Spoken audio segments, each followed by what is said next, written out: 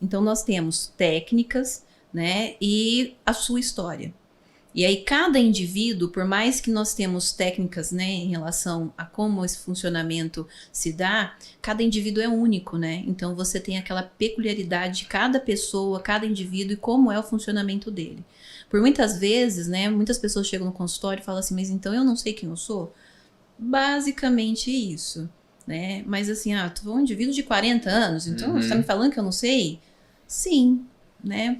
Por isso que muitas situações aconteceram na sua vida, né? Porque nós temos o preconceito de algumas nomenclaturas.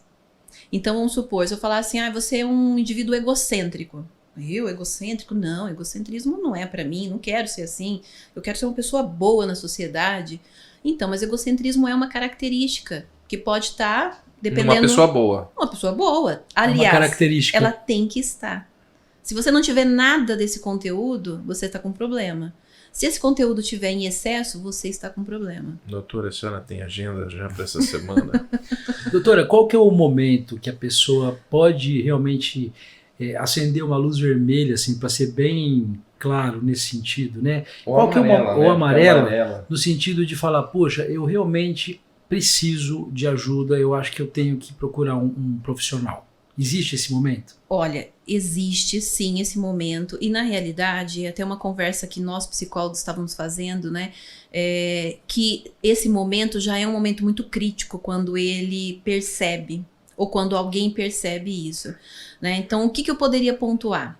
Se as pessoas não estão dormindo bem, se ela está muito irritada, se ela percebe que ela mudou o padrão de comportamento, se ela percebe que ela comia pouco e está comendo muito, comia muito e está comendo muito pouco, se ela não tem ânimo, não tem disposição, está muito cansado, se não quer interagir com as pessoas. Eu posso até estar numa roda, eu posso ir numa festa, mas eu não estou disposta a interagir. Eu fico ali, eu fico no cantinho, eu cumprimento. Meio antissocial, né? Um antissocial, né? Essas pequenas mudanças não são muito sutis. Por isso que as pessoas acabam não percebendo o gatilho, o momento-chave. Porque acaba parecendo que é o cotidiano. Isso que eu ia falar. Não sei se de fato é, mas me parece que quando acontecem essas situações, a primeira reação do paciente, né, da pessoa que está passando por isso, é culpar um fator externo. Né? Por exemplo, nossa, eu tô deprimido. Mas lá na empresa aconteceu tal coisa, mudou de chefe, enfim, sempre procura achar um fator externo, culpado. Né? Uma outra pessoa, por exemplo, às vezes é um casal, culpa o marido, ou culpa a esposa. Isso acontece? Sim, acontece, porque faz parte do ser humano, né, entender o outro. Então, como que a gente cresce, né? A gente vem ali, não sabe andar, não sabe falar. Através da observação que a gente vai aprimorando os nossos comportamentos. Então, quando acontece algo de diferente, a gente não foi ensinado esse lado emocional interno. Então, como a gente não sabe fazer isso, o que a gente faz? A gente externaliza no outro. A gente busca no outro aquele conteúdo que está dentro da gente. Então, é quando você começa a buscar. Então, o outro tá me incomodando. O outro, eu tô assim porque eu tô sem dinheiro. Eu tô assim porque eu tô sem tempo.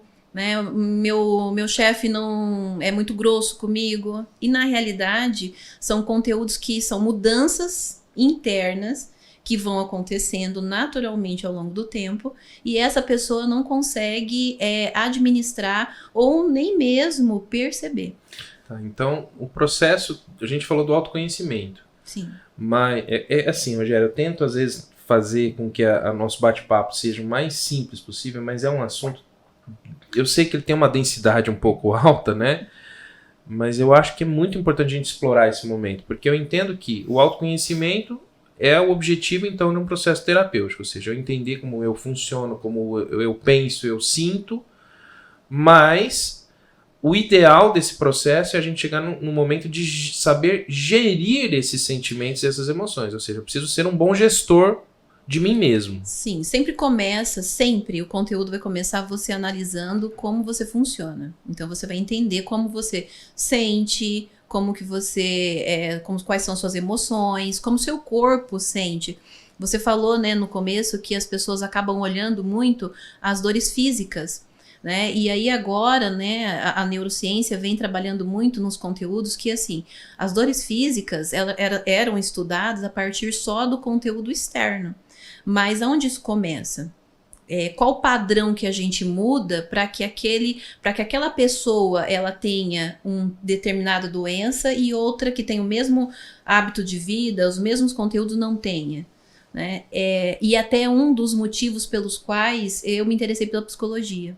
Né? Quando eu trabalhei um período na oncologia, a gente tinha pacientes que estavam em estados bem mais críticos, né? E aí determinada medicação teria que ser administrada, e pacientes que estavam bem melhores e você iria administrar a mesma medicação. Os pacientes críticos, muitas vezes, eles tinham uma ótima recuperação e os que estavam melhores não. E aí eu falei, mas isso aqui não é só o externo, tem alguma coisa por trás. E aí, quando a gente trabalha na oncologia, você fica muito tempo com o paciente, você acaba conversando muito com ele, porque é uma questão de acompanhamento. Aquele paciente que estava em estado mais crítico, ele fez uma administração melhor do processo mental e emocional dele. Então ele usou a doença e usou ela para reavaliar conteúdos. E a melhora de saúde dele, a reação dele à medicação, era 1000 vezes melhor. Aquele paciente que tinha uma condição de saúde de uma perspectiva de melhora muito maior, mas ele encarou a doença de uma forma diferenciada, trazendo aqueles conteúdos mais como densos, pesados, ele tem um quadro, lógico que ele tinha um quadro de piora. E aí isso é visto no consultório também. E aí é um dos objetivos, fazer com que você consiga administrar esse conteúdo e muitas vezes nem chegar a adoecer.